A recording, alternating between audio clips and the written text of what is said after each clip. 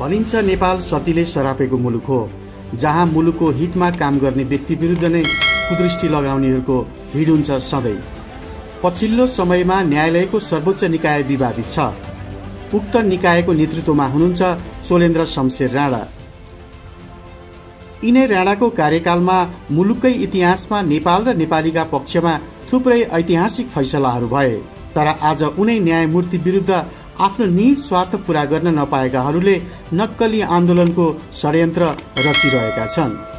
न्यायिक इतिहासमा पहिलोपटक सर्वोच्चकै न्यायाधीशहरू मानव अधिकारको गम्भीर हनन हुने गैर कानुनी र गैर जिम्मेवार कार्यमा सरिक भएका छन्। न्यायालयमा जनताको पसिनाको करबाट तलब भत्ता खाएर बारका केही अभिष्ट पूरा गर्न नपाएका वरिष्ठहरूको लैलयमा इजलास बहिष्कार गर्ने लज्जास्पद कार्यमा सहभागी भएका छन्।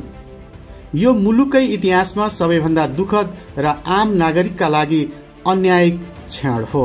तर प्रधान न्यायाधीश विरुद्धका यी सबै षड्यन्त्रहरू क्षणिक मात्र हुन्।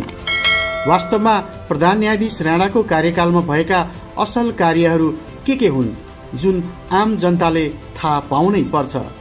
हेर्नुहोस्, प्रधान न्यायाधीश राणाका 10 उत्कृष्ट ऐतिहासिक फैसला र कार्यहरू के हुन् त ती। प्रधान न्यायाधीश चोलेन्द्र शमशेर राणाले आफ्नो कार्यकालमा निर्वाह गर्नुभएका उत्कृष्ट 10 ऐतिहासिक कार्यहरू जसले यो मुलुकको नागरिक र राष्ट्रियताको जगेर्ना गर्न मद्दत पुर्यायो। 1. संसद पुनर्स्थापना। लोकतन्त्रको सुन्दरता अवधि पुगेपछि गरिने आवधिक निर्वाचन हो। तर प्रधानमन्त्री केपी शर्मा ओलीको सरकारले लगभग 2 वर्ष बाँकी रहँदै संसद विघटन गर्यो। नितान्त राजनीतिक विचलनका कारण उत्पन्न संसद विघटनको मुद्दा न्यायालयमा प्रवेश गर्यो। उक्त मुद्दामा आम जनताको चासो आवधिक निर्वाचन मात्रै थियो, अर्थात् समय पुगेपछिको नियमित निर्वाचन। जनताले दिएको मतको जनप्रतिनिधिबाट कदर होस् र पूर्ण समय संसद रहोस् वा चलोस् भन्ने भावना र मर्मलाई यिनै प्रधान न्यायाधीश चोलेन्द्र शमशेर राणाको नेतृत्वमा रहेका संवैधानिक इजलासले ऐतिहासिक फैसला गर्दै संसद पुनर्स्थापना गरिदियो। नेपालको इतिहासमा 2/3 बहुमतको सरकार चलाइरहेकाहरू भित्रै राजनीतिक खिचतानी बढेपछि संसद विघटनको अवस्थामा पुग्नु जुन जनभावना विपरीत थियो, जुन कुरालाई सर्वोच्चले यिनै प्रधान न्यायाधीशको नेतृत्वमा जनभावना बमोजिम नै सम्बोधन गर्दै 2077 साल फागुन 11 गते न्यायिक इतिहासमा ऐतिहासिक जनपक्षीय फैसला सुनायो, जुन आफैमा यो मुलुककै इतिहासमा गौरव गर्न लायक फैसला र स्वतन्त्र न्यायपालिकाको वास्तविकताको यथार्थ प्रमाण हो। 2. सुशीला कार्कीलाई महाअभियोगबाट जोगाइयो। यिनै प्रधान न्यायाधीश चोलेन्द्र शमशेर राणाले तत्कालीन प्रधानमन्त्री शेरबहादुर देउवाले सामान्य विमतिमा मात्रै तत्कालीन प्रधान न्यायाधीश सुशीला कार्कीलाई महाअभियोग लगाएपछि तत्कालीन समयमा सर्वोच्चका न्यायाधीश रहेका चोलेन्द्र शमशेर राणाले उनको प्रधान न्यायाधीश पदलाई पुनर्बहाली गर्न आदेश दिए, जुन नेपाली जनताको चाहना र भावना बमोजिम न्यायिक इतिहासमा सधैँ ताजा छ। 3. एनसेललाई कर तिर्न बाध्य पारियो। राज्यको ढुकुटीमा 23 अर्ब आयो। यिनै प्रधान न्यायाधीश हुन् जसले एनसेलबाट करोडौंको लाभ कर उठाउन आदेश दिएको 2077 चैत्र 26 को फैसलाले राज्यको ढुकुटीमा आउने गरी लाभ कर उठाउन आदेश दिएको थियो। टेलिया सोनेराले एनसेलको शेयर अजियाटालाई बेचेको विषयमा स्वामित्व परिवर्तन भएकाले कर निर्धारण प्रक्रिया ठूला करदाता कार्यालयले थालेको थियो।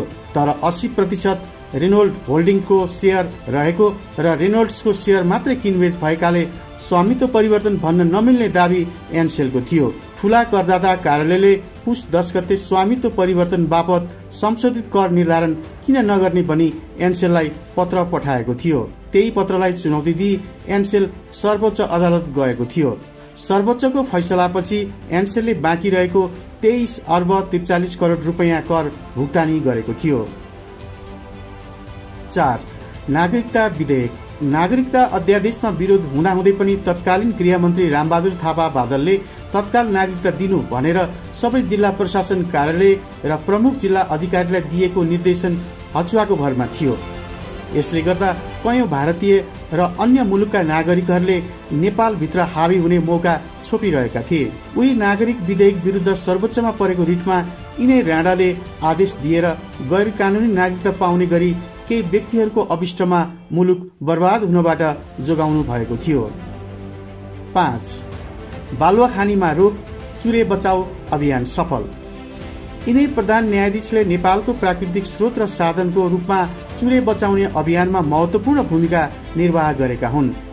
चुरे दोहन रोक्न यिनै प्रधान न्यायाधीशबाट आदेश भएपछि नेपालको प्राकृतिक सम्पदाको जगेर्ना र चुरे दोहनका कारण तराईको अधिकांश भूभाग डुबानमा पर्न सक्ने खतराबाट जोगिएको थियो। साथै उनकै आदेशमा प्राकृतिक स्रोत र साधनको जगेर्नामा मद्दत पुगेको हो। 6. प्रधानमन्त्रीले गरेको गैर कानुनी मन्त्री परिषद विस्तार बदर।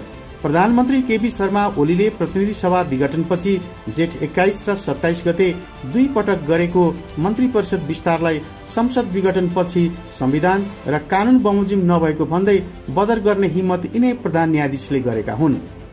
संविधान र कानून भन्दा माथि कोही हुँदैन र मुलुक विधिसम्मत ढंगले चल्नु पर्दछ भन्ने मान्यताका साथ अघि बढ्ने प्रधान न्यायाधीश राणाले उक्त आदेश मार्फत 20 जना गैर संवैधानिक रूपमा नियुक्त भएका 20 जना मन्त्रीको पद 1 हप्ता नबित्दै गएको थियो। यसबाट राणा सधैँ मुलुकको हक हितमा र संविधानवादका पक्षमा छन् भन्ने स्पष्ट हुन्छ। 7.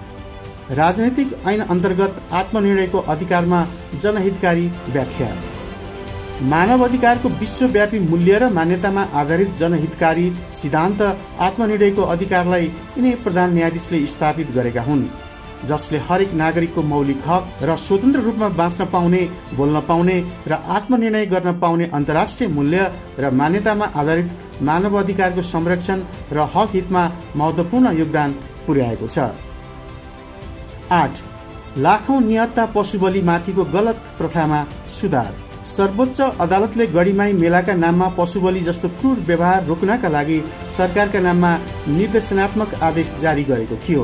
मानव मात्र होइन, जनावरको पनि हक हितमा यिनै सर्वोच्चका प्रधान न्यायाधीश राणाको पहलमा हजारौं पशुबलिका कारण क्रूर व्यवहार रोक्नका लागि इतिहासमै जनावरको अधिकारका लागि समेत ऐतिहासिक फैसला गरेका हुन्। कार्य नेपालको स्थापित हुन पुगेको हो। 9. संवैधानिक इजलासको निष्पक्ष गठन र कार्यान्वयन। यो मुलुक विधि र प्रक्रियाबाट चलेको मुलुक हो भन्ने नजिर स्थापित गर्न यिनै प्रधान न्यायाधीशले पहिलो पटक निष्पक्ष रूपमा संवैधानिक इजलास गठन गरे र सोही निष्पक्षमा आधारित न्यायाधीशहरू छनौट गरेका हुन्। यसअघि पूर्व न्यायाधीश कल्याण श्रेष्ठको पालामा आफ्नो मनोमानीमा मात्रै संवैधानिक इजलास गठन हुने परम्परा थियो। उक्त गलत परम्परालाई हटाउँदै प्रधान न्यायाधीश जबराले स्वतन्त्र र निष्पक्ष रूपमा संवैधानिक इजलासको गठन र सुनवाई गर्नुभयो। यो सर्वोच्चको इतिहासमा पहिलो पटक भएको हो। 10. इतिहासमै पहिलो पटक न्यायालय सुधारको प्रतिवेदन सार्वजनिक। सर्वोच्चमा भइरहेको अनियमितता सम्बन्धमा यसअघि पनि विभिन्न न्यायाधीशहरूको संयोजकत्वमा आयोगहरू नबनेका होइनन्। जस्तै खिलराज रेग्मीको पालामा न्यायाधीश गिरिशचन्द्र लालको प्रतिवेदन सार्वजनिक गर्न सकिएन। तर हालका प्रधान न्यायाधीश चोलेन्द्र शमशेर राणा न्यायालयको इतिहासमै यस्ता आँटिला न्यायाधीश हुन् जसले आफैले न्यायालयको सुधार हुनुपर्छ भन्ने मान्यताका साथ न्यायालय सुधार समिति गठन गरी यसको संयोजकमा हरिकृष्ण कार्कीलाई तोके र उनै कार्कीको संयोजकत्वमा अदालत र अदालतसँग जोडिएका निकायहरू जस्तै नेपाल बार एसोसिएसन लगायतको व्यतिथि सहितको प्रतिवेदन सार्वजनिक गर्ने हिम्मत गरे। उक्त प्रतिवेदनमा नेपाल बारका पदाधिकारी र केही वरिष्ठ अधिवक्ता नै बिचौलियाको भूमिकामा र चरम भ्रष्टाचारमा लिप्त रहेको उल्लेख छ। तर बारकै नेतृत्व र पदाधिकारी लगायत केही वरिष्ठ अधिवक्ताहरूले यो प्रतिवेदन कार्यान्वयन भयो भने आफूहरू नै समस्यामा पर्ने देखेकाले प्रधान न्यायाधीशको राजीनामाको षड्यन्त्र रचिरहेको स्पष्ट भएको छ।